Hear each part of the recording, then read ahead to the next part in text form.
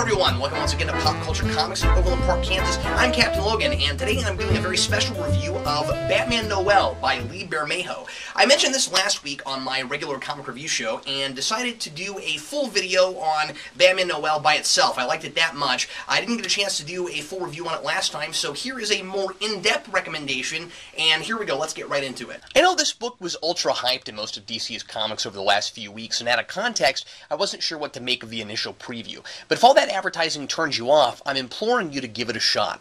This is something really special.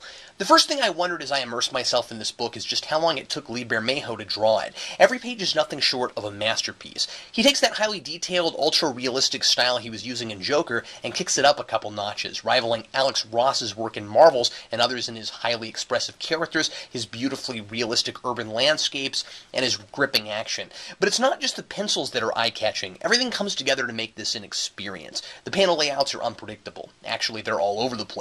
One page there'll be a very traditional 5 or 6 boxes stacked on top of each other, or just 2 wide panels because he wants to show you a whole lot of detail. And then you'll turn the page and it'll be a full 2-page spread of jagged diagonal panels that remind me a little of the layouts in Batwoman.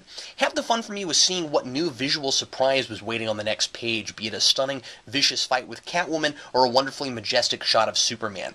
And I rarely comment on lettering, but the children's storybook style of letters for the narration is also really eye-catching and has a lot to do with the success of this design and bringing the reader into the atmosphere of the piece. And while invoking that storybook style, there's also traditional comic book storytelling woven into that. There are plenty of regular conversations with dialogue balloons, not just story along with pictures. I should also warn you that this book is appropriate for teens and up, and really isn't for kids. There's a little language and some pretty intense action, though never terribly brutal. It was a good move to do this book with such a unique visual style, because the story is a familiar one.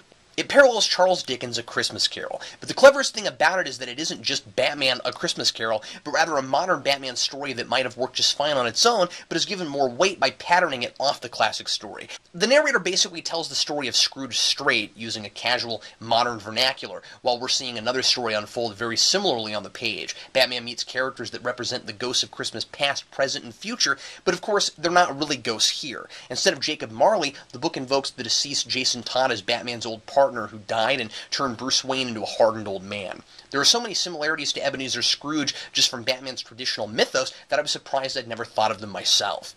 This story doesn't preach against a love of money, but Batman has the same basic lesson to learn that Scrooge did, about realizing that life isn't as black and white as he sees it. Batman would like to, quote, decrease the surplus criminal population, seeing everyone who breaks the law as no different from the Joker, regardless of the circumstances that led them to a life of crime, or whether they're trying desperately to take care of a family like Bob Cratchit, here a henchman for the Joker who doesn't want to break the law but can't find another way to support his son Tim. I won't spoil the final scene that leads to Batman having the Scrooge-like change of heart, but it's done much more subtly than I might have expected, certainly more subtly than the original Dickens tale, and I found it just as moving. This book manages to use the ideas in Dickens' book to make a somewhat different point, rather than just telling the same parable over again. If you're looking for a good Christmas gift for a comic reader or superhero fan, look no further. It's appropriate for the holidays in both its setting and its themes, and the hardcover presentation is beautiful. This is one of the most unusual offerings in comics this year, and the initial premise may not appeal to everyone, but I think you'll be surprised at how well Bermejo pulls it off. Well, thanks a lot for checking out this special look at Batman Noel. If you're ever in the Kansas City area, be sure to check out Pop Culture Comics right here in Overland Park, Kansas. That's where I am at this very moment, and it's my very favorite place to get comic books. Be sure to support your own local comic book store if you don't live in the area. I'm Captain Logan, and happy reading.